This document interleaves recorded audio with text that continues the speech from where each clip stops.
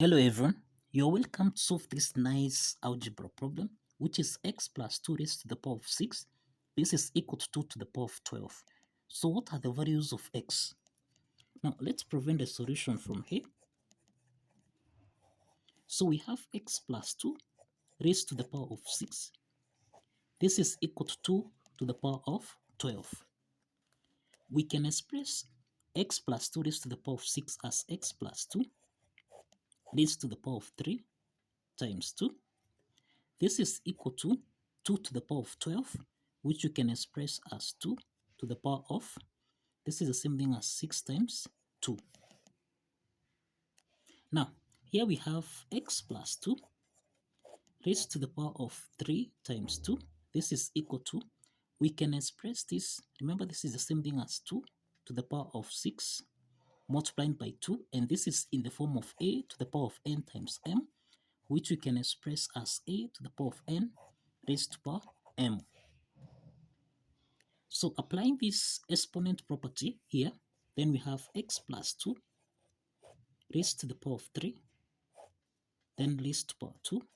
This is equal to raised to the power of 2. This is equal to 2 to the power of 6 raised to power 2. Now we can express 2 to the power of 6. This is the same thing as 64, which you can express as 4 to the power of 3. So let's express 64 as 4 to the power of 3.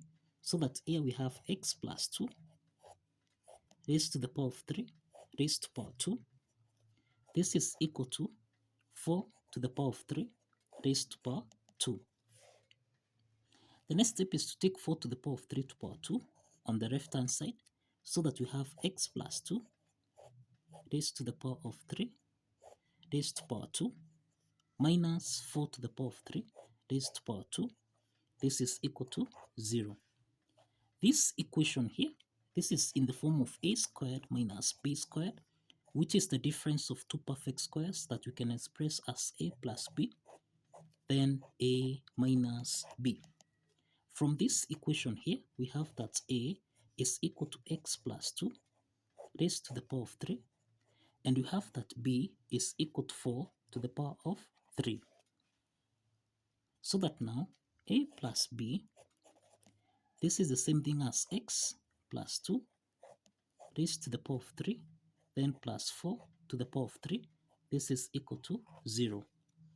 Let's call this equation 1, and that's a minus b. This is equal to x plus 2 raised to the power of 3 minus 4 to the power of 3. This is equal to 0. Let's call this equation 2. So let's start with equation 1, and this is the same thing as case 1. So from case 1, this is x plus 2 raised to the power of 3, then plus 4 to the power of 3. This is equal to 0. So this is actually in the form of a to the power of 3 plus b to the power of 3. This is the sum of two cubes that we can express as a plus b, a squared minus ab plus b squared. So let's apply this identity from here. Applying this identity, then here we have x plus 2 plus 4, and then here we have x plus 2 squared minus 4 times x plus 2, then plus 4 squared, which is equal to 16. This is equal to 0. So now here we have x plus 2 plus 4, this is 6. Then here we have x plus 2 squared. This is the same thing as x squared, then plus 4x, then plus 2 squared, which is 4. Then minus, let's open the parentheses here. This is minus 4x, then minus 8, then plus 16. This is equal to 0. So here we have x plus 6, then x squared. We have 4x minus 4x here. So this implies that this simplifies. Then now we have 4 minus 8. this is actually minus 4. Minus 4 plus 16, this is plus 12. This is equal to 0. Now, the next step from here, we have two parts here. We have two parts here. We have x plus 6. This is equal to 0. And that we have x squared plus 12. This is equal to 0. From the first part here, we have that x1 is equal to minus 6. And here we have x squared. This is equal to minus 12. Now, to solve for x here, we introduce square root on both sides so that we have the square root of x squared. This is equal to plus or minus the square root of minus 12. So, we eliminate the square root sign so that now x is equal to plus or minus. We can express the square root of minus 12 as 4 times 3 times minus 1. So that now here we have x equal to, this is plus or minus, the square root of 4, this is 2, square root of minus 1, this is I, then square root of 3. So therefore we have x2 is equal to 2i square root of 3, and then we have x3 is equal to negative 2i square root of 3. Now these are the first two complex solutions that we have. Two complex solutions under case 1. Let's proceed to case 2 from here. Now for case 2, we have that x plus 2 raised to the power of 3 subtract 4 to the power of 3. This is equal to 0. So this is actually in the form of a to the power of 3 minus b to the power of 3. And this is the difference of two cubes here, which we can express as a minus b. A squared plus ab plus b squared. So let's apply this identity so that now here we have x plus 2 minus 4. Then here we have x plus 2 squared, then plus 4 times x plus 2, then plus 4 squared, which is equal to 16. This is equal to 0. Now here we have x plus 2 minus 4. This is minus 2. Then here we have x plus 2 squared. This is x squared plus 4x. Then plus 2 squared, which is 4. Then plus, let's open the parentheses here. This is 4x.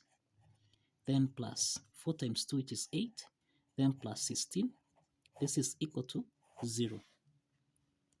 So we have x minus 2. Then here we have x squared. Now we have 4x plus 4x. This is 8x. And then we have 4 plus 16 here. This is 20 plus 8. This is 28. This is equal to 0. Now we have two parts here. The first part is x minus 2. This is equal to 0. And the second part here is x squared plus 8x plus 28. This is equal to 0. So from here, we have that x4 is equal to 2. x4 is equal to 2. And this is the second real solution here. This is the second real solution.